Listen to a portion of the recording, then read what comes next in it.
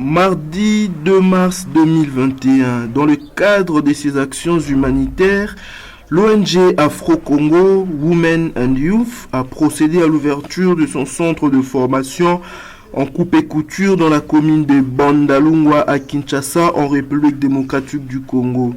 Afro-Congo est cette organisation non gouvernementale qui a fait de l'amélioration des conditions sociales des Congolais sa priorité. Et en donnant aux jeunes filles, femmes et toute personne soucieuse d'apprendre un métier, ces centres de formation en coupe et couture, l'ONG Afro-Congo confirme sa sensibilité pour la cause de la population démunie. Le mot d'ouverture était donné par M. Bédrick Lukabwe, le chargé des communications, qui, après avoir remercié Dieu, a présenté brièvement l'ONG Afro-Congo et a parlé de ses actions et projets. Une cérémonie riche en émotions où tout le monde a manifesté son appréciation pour cette action humanitaire noble au bénéfice de la population. Bonjour à tous. En tout cas, mille excuses pour le retard au Tubandi. Vraiment, indépendamment de notre volonté, la pluie, il y a eu ici la ville de Kinshasa, c'était prévu tout dans la 10 heures. Mais là, il y a qui vraiment ma casse, on a tout gagné retard. En tout cas, veuillez nous excuser pour ces retards. Et nous vous remercions pour votre présence, tout le monde présent, la salle, vraiment, nous vous disons merci. Vous nous honorez par rapport à votre présence, la circonstance d'Abisso, il y a l'élu.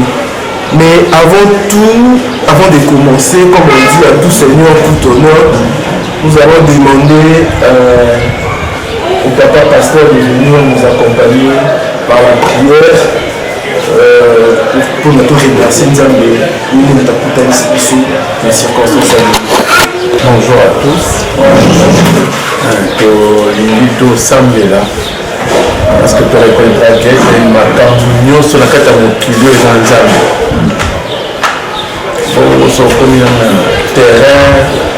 Ya moto essayer kaka kosenga yenzela à permettre yo ça comme yo ça parce que ça là on a permission à arrêter un jour tu auras des problèmes en zone il pas na ya ba faute na tête.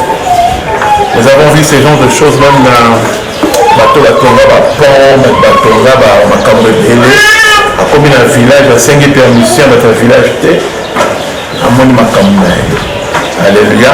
Amen. Voilà pourquoi nous voulons que nous avons l'alpha et l'oméga, à la départ à Mikambo, en commission de la souk. Nous avons dit pourquoi ça n'a qu'à être seko. On a toko, il va bisogner soko, incliner mito na biso. Voilà pour c'est dans permission de Nzambe, pour c'est dans aval ya Nzambe, pour c'est dans visa ya Nzambe. Pour c'est dans été yemoko à tambisa Mikambo yo.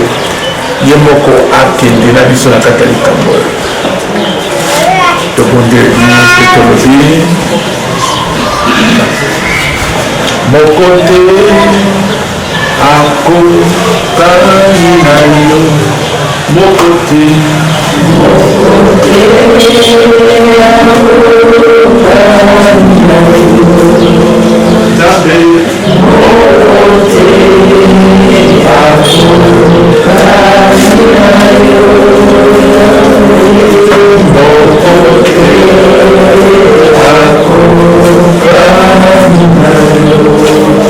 toyebi keka mosalaki mokili na yo nzambe oyebaki kotia moto na kati na mokili mpo oyeba kokamba tozongi epa na yo mpona kotikela yo likambo ya ONG oyo mpe ebaki mosala yango lelo na kati na esika oyo me tolingi ete yo ndo bandisa tolingi ete yo ndo simba tolingi yo ndo konza tolingi yo ndo kozala alpha mpe omega parce que lobi na biso avec Dieu nous faisons des exploits. Pour lobi na biso quand tu es le berger nous koyeba mpona rien tosengi ete toza leloko moko te na kati na likambo mondenge olingi esalama likambo ekosala ete meme na bato oyo bazoki makanisa likambo oyo bakokama tolobi bakoloba ete ezali nango likambo ezalaki na mikono ya ntina monene mondenge nini parce que donc la Bible dit je prie tout par celui qui me fortifie et on a tous dit c'est pour nous. Merci pour côté likambo et okokisa wana kosala yo na kombo na Yesu Kristo tobonde bilongo amen. De formation en coupe et couture ici dans la commune de Bangori. Centre de formation et ça œuvre il y a ONG Afro-Congo. Afro-Congo est cette organisation non gouvernementale et botamina Angleterre, initiative nango et outina Angleterre. Alors c'est une initiative d'une fille à 15 ans au nom de Brenda Sebastiao. Sebastiao parce qu'elle est angolaise et elle est congolaise. Cette jeune fille de 15 ans, elle a vu la façon dont c'est semblable, la façon dont la jeune fille va souffrir ici en République démocratique du Congo et elle n'est pas restée insensible à leur souffrance. Elle a eu l'idée que ça, la ONG pour venir en aide semblable à la jeune fille.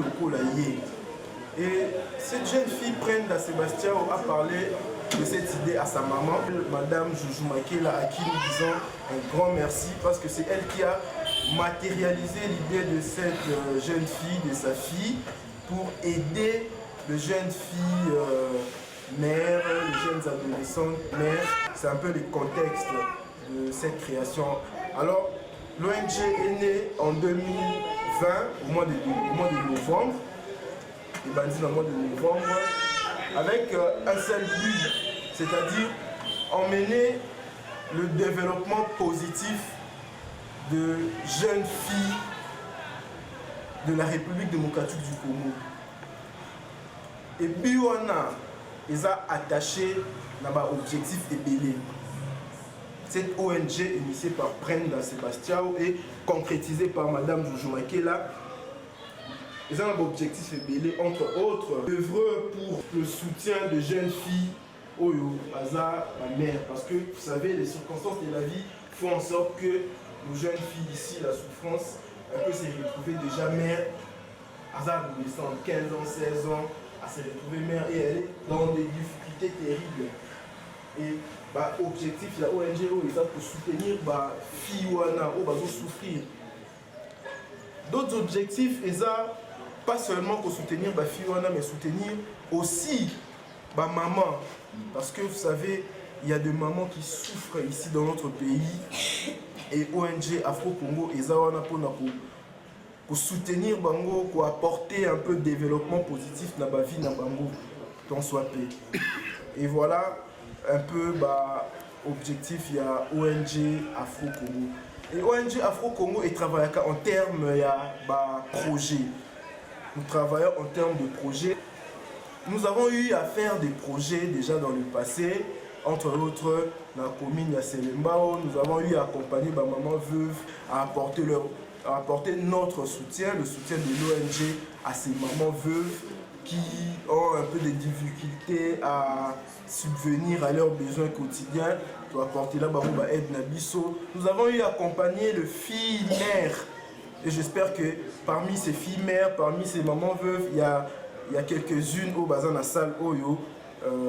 Après, elles auront à venir ici pour raconter leur histoire, leur expérience ONG Afro-Congo. Et quand je dis ONG Afro-Congo, il travaille en termes de projet.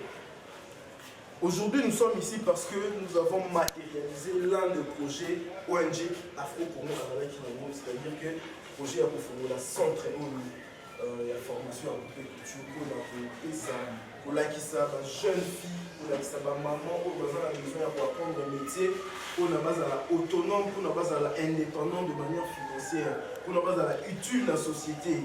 Donc, on a un centre et Et ONG Afro-Congo, un projet OIT. Il y a d'autres projets qui sont en gestation, d'autres projets qui sont en élaboration. Nous avons un projet émêlé. Parmi les projets que nous avons visé, réalisé, nous avons commis dans ces moments où ONG Afro-Congo a un projet pour faire le centre pour la OIO, il faut même de la commune à Bandal, pour la formation en coupe culture, pour la coupe ça, pour la qui s'aba fille, pour la qui s'aba maman, mon client sur où il y a besoin, il faut apprendre le métier, pour la commune à Sénéba, pour apprendre la coupe culture, pour la Azalabé financièrement autonome, financièrement Azala libre.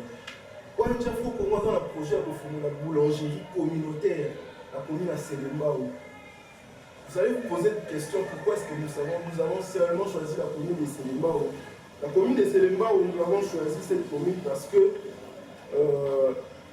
nous avons vu que là-bas, les gens souffrent. Je ne dis pas que les gens souffrent plus que dans d'autres communes, mais notre choix était porté d'abord là-bas pour étendre ça dans la commune Nyonso. Et moi, déjà, pour moi, on a besoin. Dans un projet pour faire la boulangerie communautaire pour nous payer ça, les jeunes qui ont seulement au Nisala parce que la plupart des jeunes qui ont besoin de ça et l'autre côté boulangerie communautaire dans les jours à venir, ceux qui ont basouillé et ont Fongwama.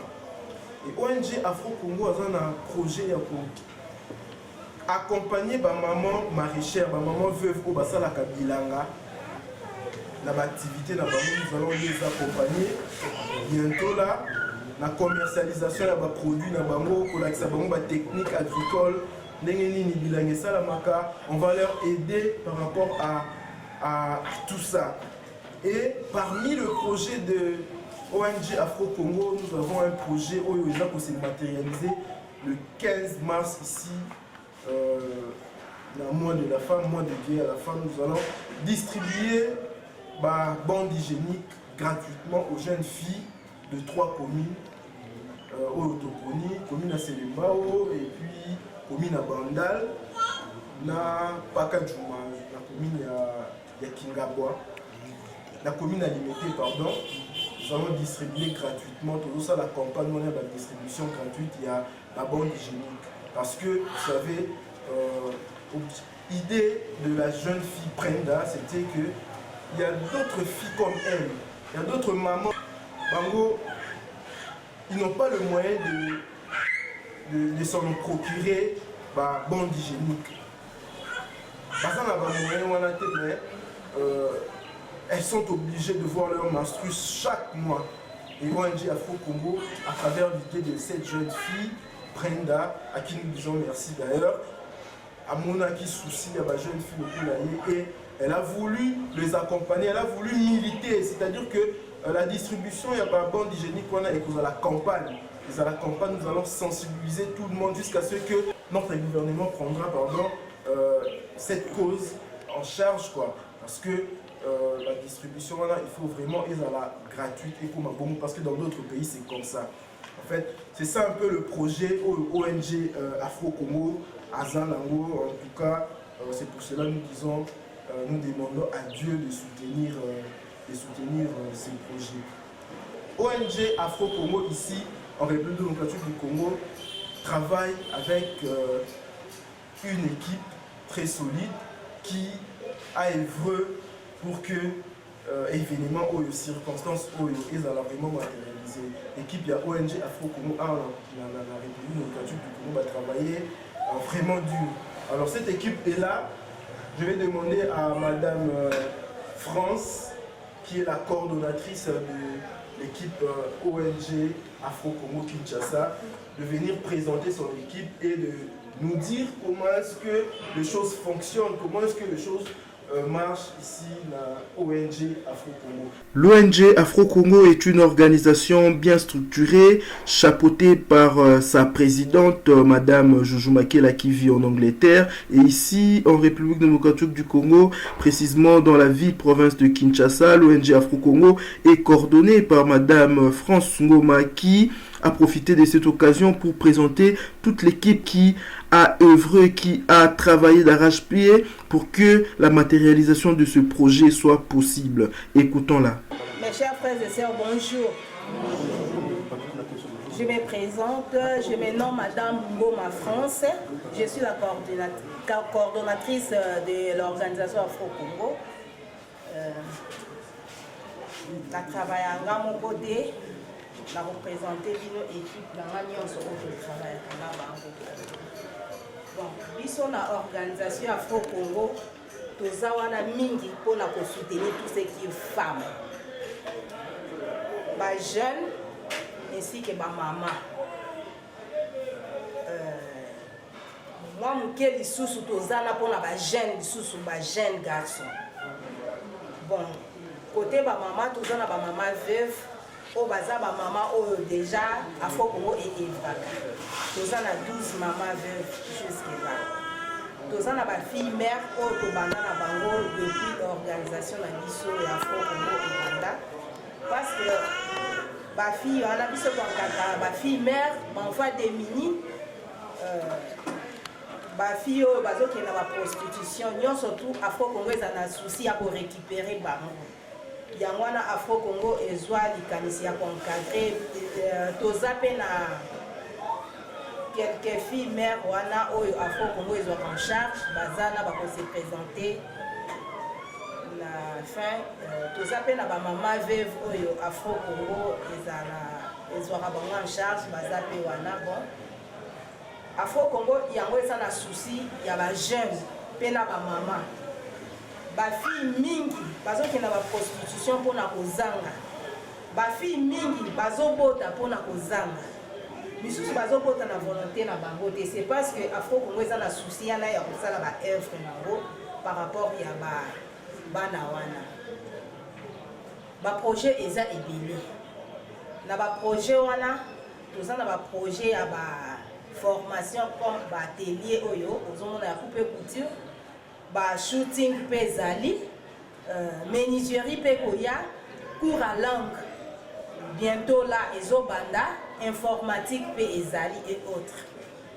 Bon, jusque-là, au moment du démarrage, démarrage pour couper couture. Je pense que nous avons un matériel, comme une machine à coudre, et ça pour nos filles au Kataka.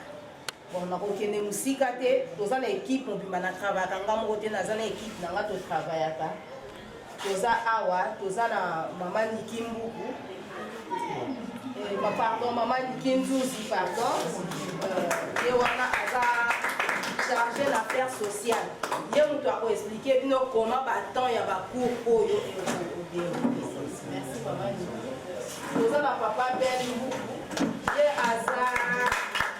secrétaire à niveau de RDC, secrétaire de Congo. Je crois que nous pouvons applaudir pour nous. Côté logistique, tous en M. Bob, bien au Monnier. Tous en M. John Yewana du sous-côté logistique. Donc, dans cette équipe, tous en au complet, équipe Mobimba, ainsi que journaliste et papa Bédric, donc, Bio Bozomo dans la Bilili, donc, bazana pour encadrer l'organisation de Afro-Congo. Je pense que les Boa ont expliqué vraiment en long et en large comment Afro-Congo vraiment ils ont déroulé dans la œuvre dans Bango parce que tout le temps on a mis son côté, tous les sponsors na biso, on batika na biso. Bien sûr, tous les gens ont des difficultés parce que tous les gens ont souci à encadrer et belé vraiment. Mais jusque-là, on a peu de moyens pour tous il y a encore encadrer quelques mamans et quelques filles. Donc, tous ça, on appelle, il y a besoin de formation, de soutien à Afro-Congo, tous pour la bango, mais sponsor na biso be batiki bisote bazana éléphant et bambou ya mama bibiche na ASBS C2 ya mama Rosette bango bazana pour na kotia biso maboko na Afro-Congo. Je pense que la soukina nous en merci. Merci.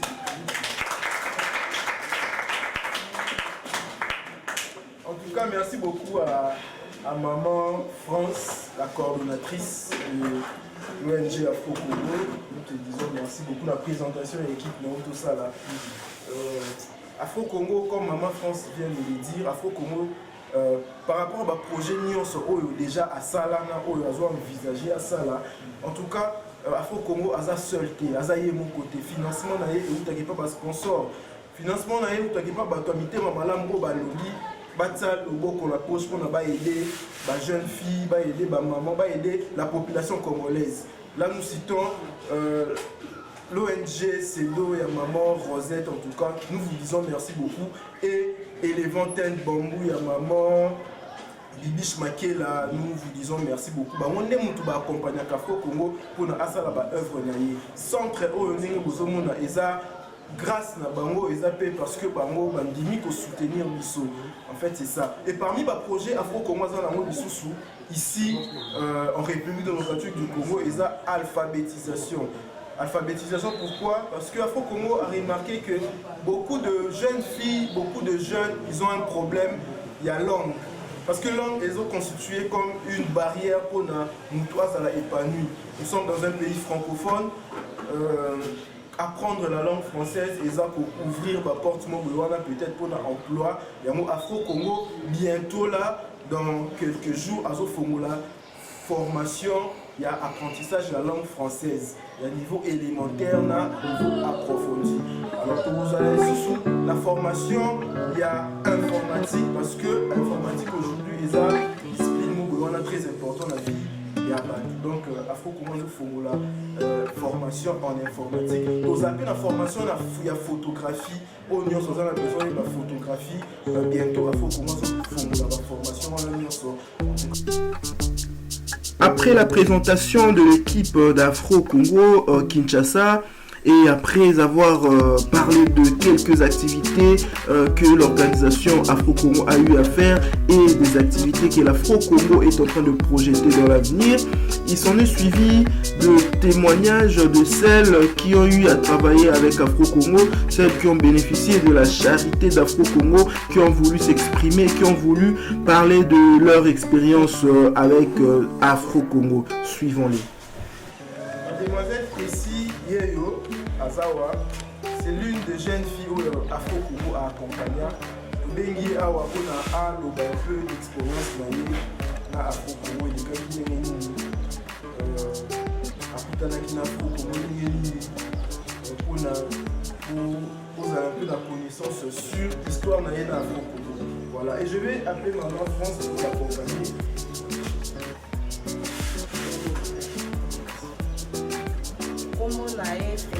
Aza membre ya batimer oyo Afro Congo est en charge.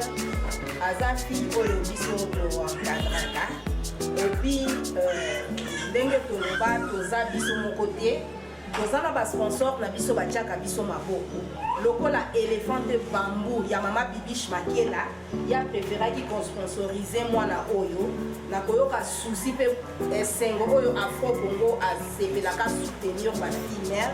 Azoye en charge et puis Azoye en charge na niveau ya étude bientôt là il passe au bas de formation na ya coupe couture et puis après ça y fond à ça la commerce business na vraiment merci les sous pour la éléphant bambou na soutien au ça la biso par rapport ya moi na la biso o ya Afro Congo Frécy. Merci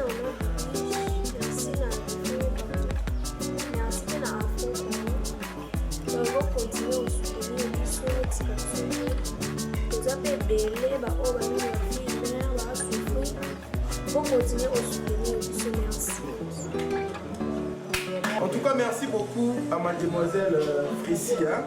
Merci beaucoup. Pour comprendre, elle est un peu timide. Hein? Voilà, elles sont un peu timides, mais ce sont de jeunes filles vraiment. ONG Afro Congo porte à cœur quoi, à accompagner l'activité à accompagner bango. Alors, tombez dans les sous mademoiselle Ketia. Voilà.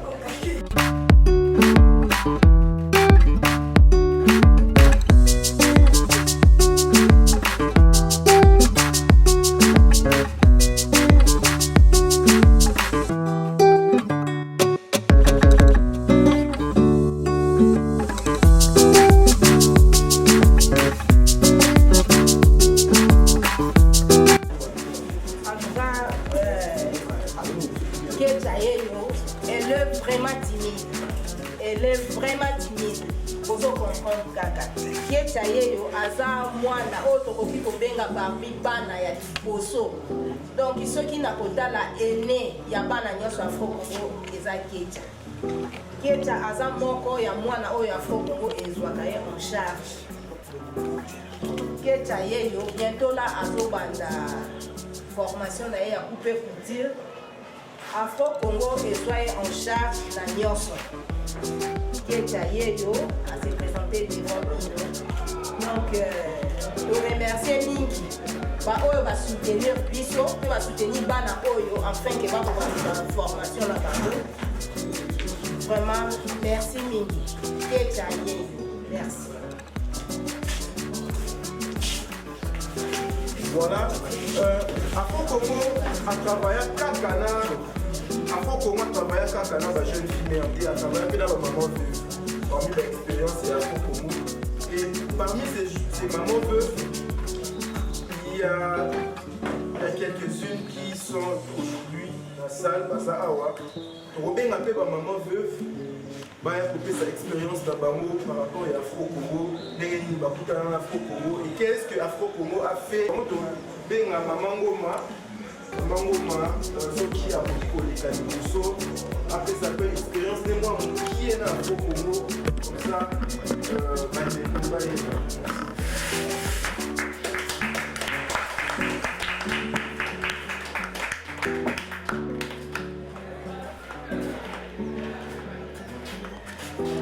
bonjour les chouchous. Ngai naza parmi ya mama avec oyo Afro-Congo esutenaka. Nakutana na Afro-Congo parada nakutanga moyo kuna makutinga wana mama kuzenga ba question no naza mama avec ya déjà kalma katika kingai na bana mama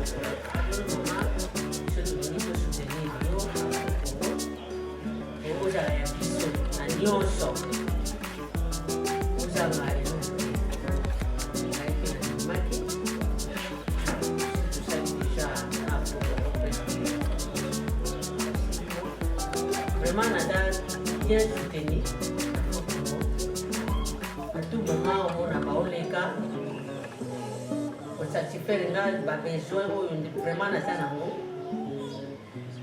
naposai bango mpe question parce que naza ekola mpe kotonga couture isagi ke bakofungolanga ata centre o nabanda kotangisa nabanda kolakisa bana kotonga Afro-Congo endimaki ngai omonaki ke vraiment je suis capable de faire ça yango Afro-Congo esoutenaki ngai parce que en attendant zela toza na bamakambo ebele bemo baprojet mosusu mais mama lokola yo osengi en tout cas tokosoutenir yo po osala likambo wana ede bajeune fille bajeune mare oyo ke baza mwa basouffrance ya kotanga vraiment félicitations na Afro-Congo bango éléphant bantuka bazosala oyo esengeli basala mpona kosoutenir bafille mare soutenir bamama vert soutenir bamama marchal oyo basalaka mabilango vraiment en tout cas chaque jour ezosanga parce que vraiment basala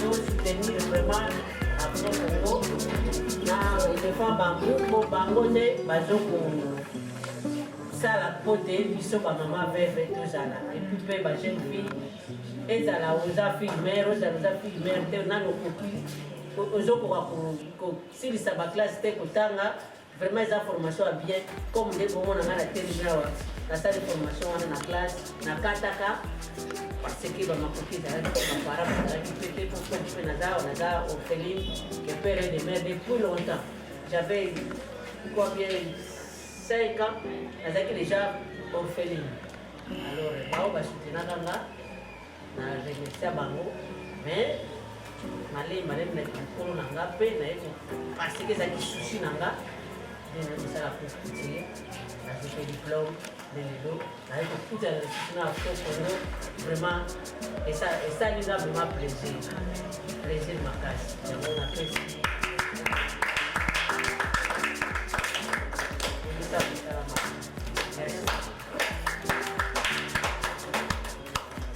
Maman Ngoma Ndanga Zawana, c'est elle, Afro-Congo, le projet n'a pas pour la centre IP couture, na Selema, comme c'est une maman à couturière, et il y a un peu encadré centre Wana pour encadrer la jeune fille, la maman ou l'union sur la besoin pour apprendre à couper couture pour pas autonome financièrement. Azaka Kaye, nous côté la salle Oyo. La maman Oyo a fait comment accompagner la commune à Sidema pour bien appeler maman Kémy.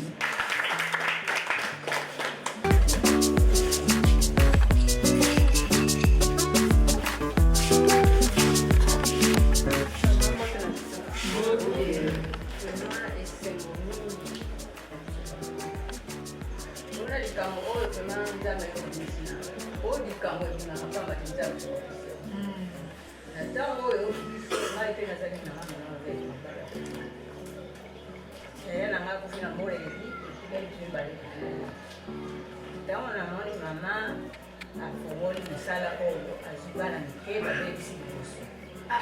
Mama mpona nini kosala bino tala bama baza kotambola pamba na basila mibali bazemi oyo bafanda bazali luka bango basala misala ye mpe aloba mama misala nasalaka bango te basalaka na ngai misali nakotuna bango na misala nayizoba oyo ya bamama ve dozwi nakotuna soki bakondima nakoya kopesela tort likambo te mama ezali misala mama mpe aya azonga alobi mama natuni mpe baninga tokotuna mpe oyo kuna mokonzi nini akoloba na likambo wana yo ngai alobi likambo te mama ngai nalobi eza moto apesinga liloba wana mpona ngai moko nakokoka koloba yango mama mpe asali yango lelo likambo wana eye kosalama ti ndenge tozali lelo mama azonga azwi omutu aye mama nazwi nayebisi bakonzi baza liboso na ngai ne balobi naluka ndambo ya bato baya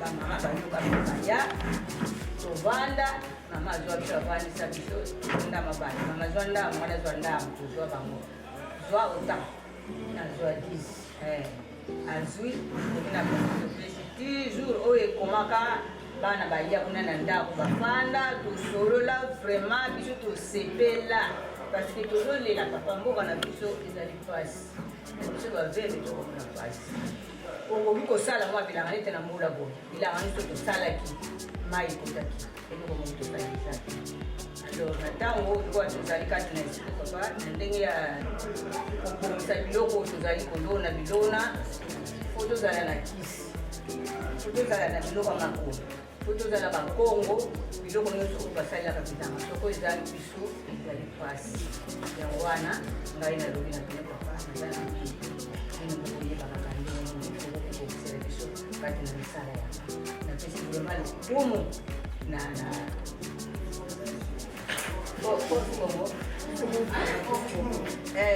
Kongo nzambe asunga apambola ye apesa biloko oyo ezangi epai na ye aya kosunga biso na Kongo.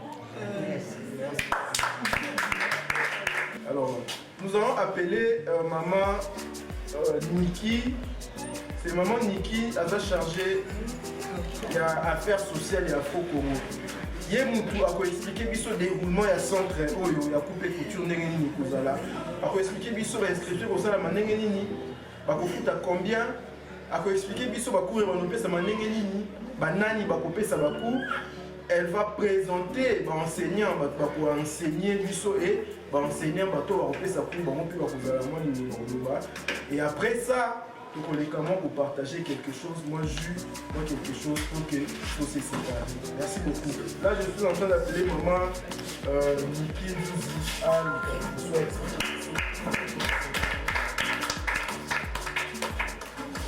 Bonjour. Moi c'est maman Niki, je suis chargée des affaires sociales dans Congo. Je vais juste expliquer les romans et à cours dans l'ISO. tobanda kosala mardi, lundi jusqu'à jeudi de 10h à 12h. Inscription est gratuite, les minerval, juste 500 francs par séance. Donc, tout ce qui est minerval, si la bisonité, nous faisons gratuit. Et alors, on peut ça, nous faisons un tirage, il y a pour que tu sois gratuit, on peut se faire. Na ntongo pa baba banda kuna bana bazana droit ya petit déjeuner ababa banda ku ba set déjeuner na mama po bandi ko na bango to singe do ta par 500 francs na ligne présenter bino ba madame ou ba rosa madame na maître ou ba ko encadrer ba na télé to za na maître alpaga yeyo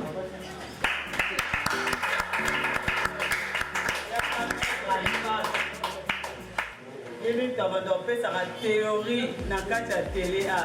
Nous avons Madame Lili Nzouzi.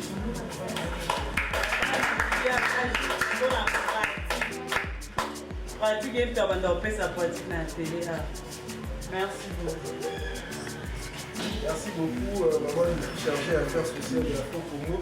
Je crois qu'elle a expliqué comment est-ce que Bakou et Banozala et Banodéka ici, dans le centre OEROP Culture, inscription est vraiment gratuite. Inscription est gratuite et par séance c'est 500 francs. 500 francs de tient haut parce qu'on pouvait mettre ça gratuitement, mais on s'est dit que nous tous autres là qui savent pour nous avoir la volonté à courir, il faut ça moins quelque chose qu'on a la volonté pour apprendre. En tout cas, à part ça, le matériel il y a apprentissage des arts gratuits, tissu, ciseaux, chaque matin avant un petit déjeuner. Et je crois que le professeur, l'enseignant, va vraiment expérimenter pour la ça va tout et qu'on a vraiment bien. Formation est ça à 6 mois. Formation est ça à 6 mois. Pour altérer théorie et pratique, théorie pratique pour ne pas apprendre. Alors avant de parler les cas buffet, avant de partager quelque chose, je vais demander à votre professeur Maya pour nous dire juste un mot par rapport à Yanné et là je commence d'abord par le maître qui est là, qui va venir nous dire un peu comment est-ce que comment est-ce que la polarisation.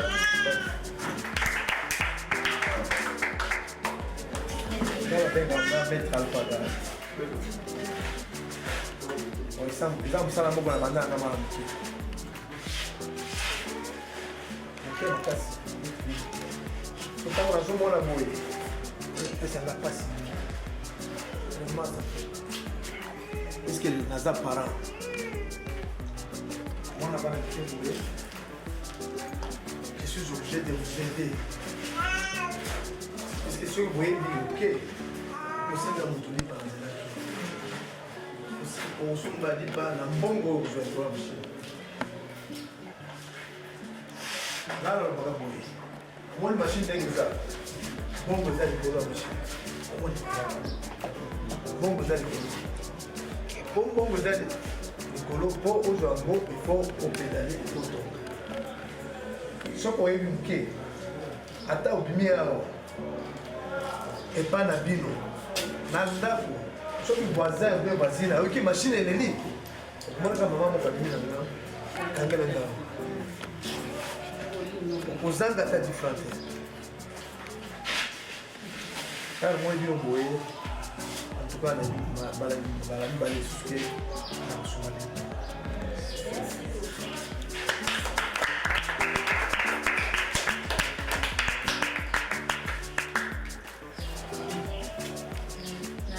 surtout Afro-Congo, na initiative azwi mpona koyede surtout bajeune fille oyo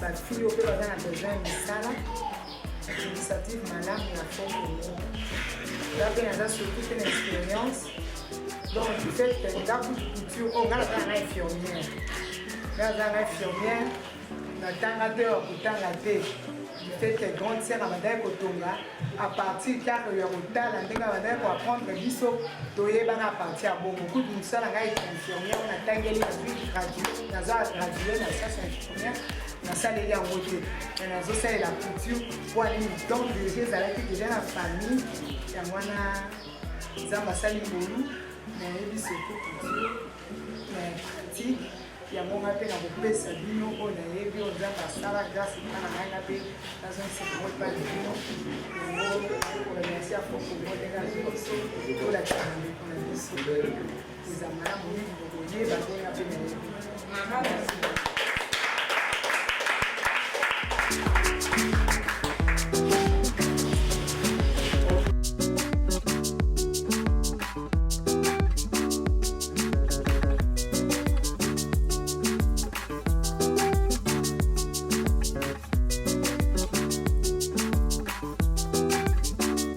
Après les interventions des enseignants qui vont transmettre leurs connaissances, qui vont transmettre leur savoir-faire à ces filles soucieuses d'apprendre un métier pour leur autonomie financière, afin de subvenir à leurs besoins quotidiens, c'était au tour des responsables de l'église protestante de Bandalungwa qui n'ont pas manqué quoi dire pour saluer cette action humanitaire œuvre de l'ONG Afro-Congo.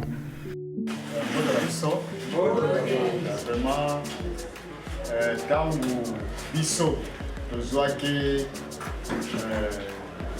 demande ya bandeko na biso ya ONG totalaki parce que ntango totongaki sale oyo totiango mpona misala ya département ya femme et famille c'est-à-dire département ya mwasi na ndako oyo bama bakosala misala tosa yango ntango likanisi oyo eyaki miri yango tolobi ndako wana mpe ezalaki misala ezalaki lokola sale moko ya pambo me tolobi lokola mpe baye mpona likanisi ya koencadre bajeune fille tout ça ekozala mpe malamu po ete cadre eza nango kitoko basalela na bango donc tozali kotonda bino ndenge boye sale oyo boyimona toza epa na bino bosala po ete boyeba koencadre oyo basengeli mpo bazala utile na société.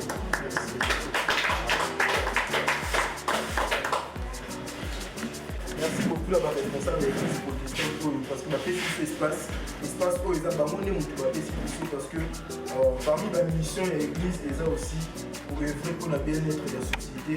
Donc on a fait espace où le cadre où pour faire la formation. Moi je dis toujours que métier de mutu ça la que mutu à la autonome. Mutu so ka di musala et ça le coup la gagne naie. Voilà, alors ça sera une bonne chose pour la jeune fille, ma maman va s'encadrer dans le centre école. En tout cas, ça va vraiment beaucoup nous faire plaisir. Je remercie beaucoup notre jeune fille de 15 ans, Brenda, pour l'idée à la Afro-Congo. Et de remercier maman Joujou Maké, la maman présidente de l'ONG Afro-Congo, parce que c'est elle qui a matérialisé l'idée au Lyon. Il y a une circonstance où elle est vraiment possible.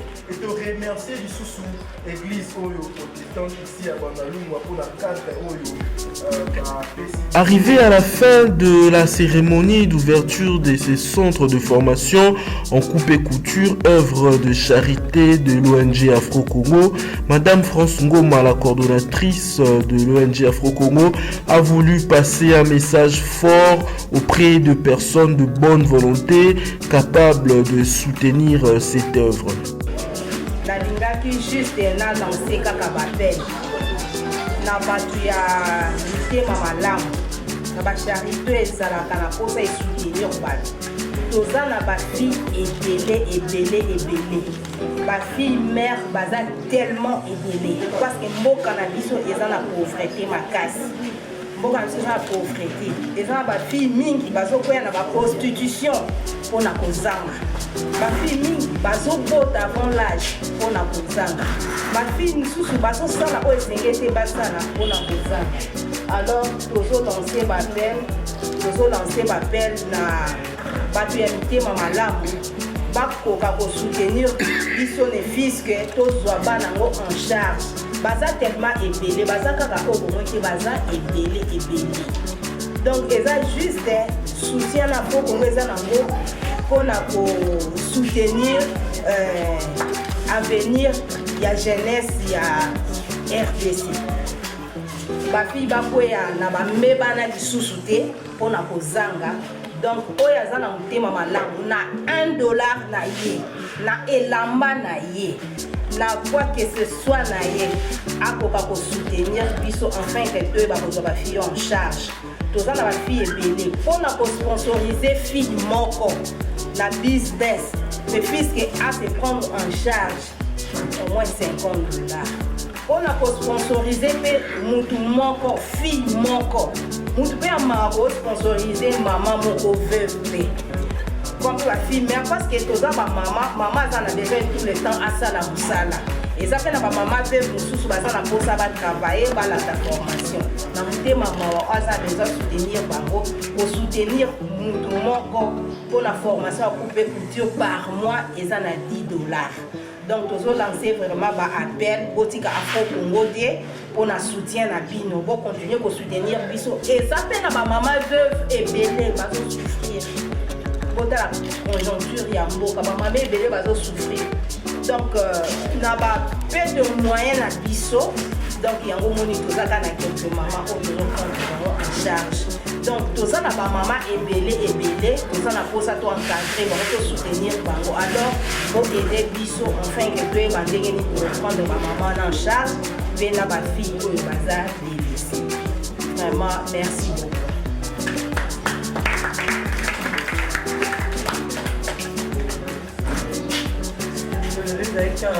Prise de contact, tout le monde en a bien, surtout les bananes, tout présenté, puis nous allons travailler dans 4 associations. Nous avons madame, on va encadrer pour nous ici. Alors, lobby de tout, banda pour dérouler un lobby à partir à 10h. Nous avons besoin pour s'enregistrer à au coup en anglais. Adam repaza wa moni ayoki lisolo aza na camarade ou bien nani aza na besoin pour à expliquer lobby to bandi à partir à 10h. Merci beaucoup. Moi, le temps de dire merci à tous nos sponsors. Maman Bibiche Maké, là, en tout cas, nous vous disons merci beaucoup pour notre soutien à ma union sociale pour l'Afro Congo. Merci beaucoup à Maman Rosette. On la remercie vraiment beaucoup par rapport à la soutien à elle parce que après si ils Batussi, autour ça, c'est une très bonne chose. Vraiment merci Maman Rosette Nzambe à Pamboula. On a pas d'union sur besoin de soutenir œuvre. Bateau on se besoin de soutenir c'était parce que ça bien pour la communauté. Objectif il y a pour Congo déjà bien-être il y a la population congolaise en général. Et nous sommes ici en tout cas nous disons merci. Et là nous allons passer dans le mois du fait, nous allons goûter quelque chose, on va partager quelque chose.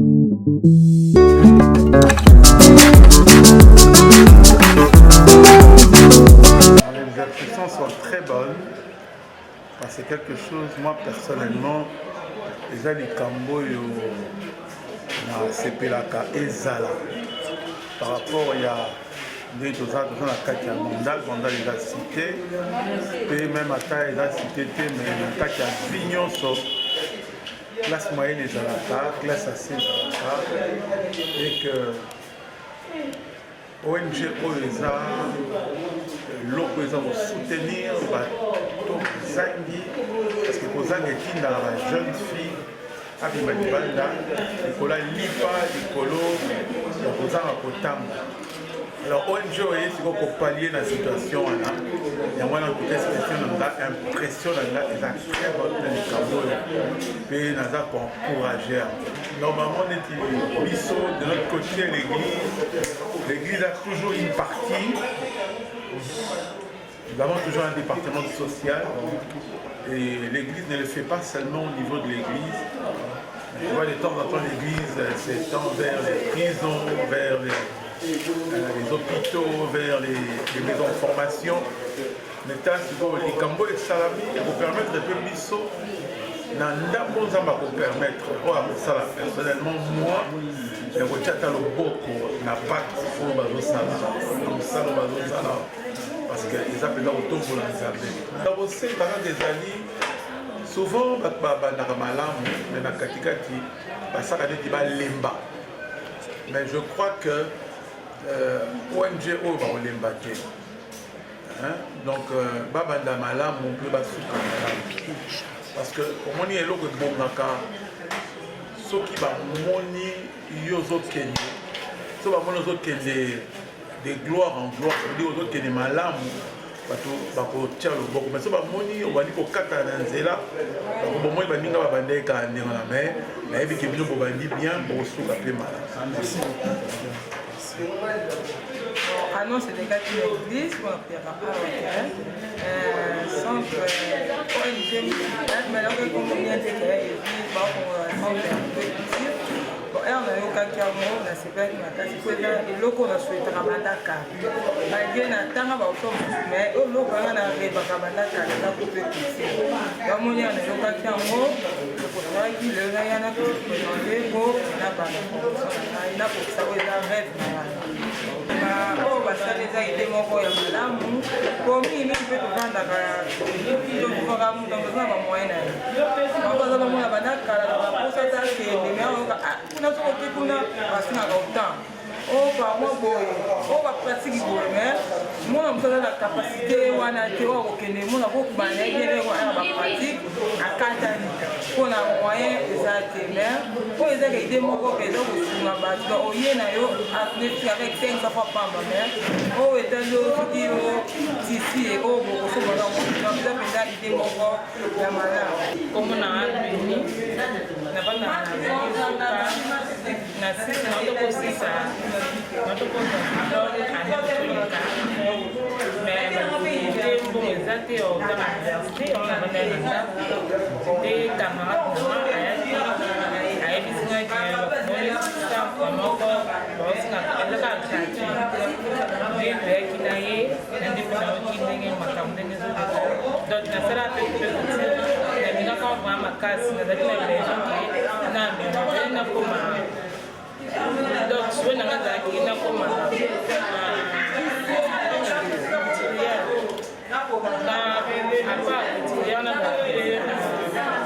modéliste eza te wana bana ndako depuis nayoki oyo yango bamama nao nalinga yango makasi mpe kuti makasi na lisala yango makasi eloko soki olingi yango okoma yango kati donc nango merci na basali donc bato baza mingi te ke bayeluka makanisa mosala likambo oyo donc lokwa ye azolikasa osala napesika merci napesa merci na ONG ya Congo na oyo na opportunité oyo yango opesa biso